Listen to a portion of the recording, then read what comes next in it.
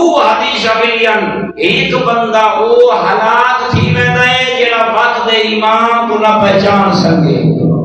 وہ کوئی نہ پتا ہوئے جو میرا رابر کون ہے، میرا مولا کون ہے، میرا آقا کون ہے. میں کہیں دے دسائے ہوئے طریقے دے مطابق زندگی گزارنی ہے. وہ میرا امام ہے کہ میں اس امام دار ریا ہوں. اگر انہا پتہ نہ ہوئے بزرگان تو بندہ ہلاک ہوئے دے.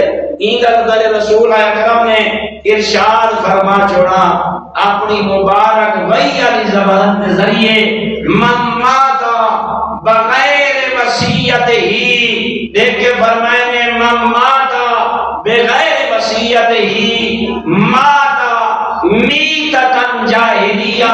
وہ جی میں بندہ وقت ایمان کو نہ پہچانے تے مر ونجے وہ جنت مستحق نہیں رہندا.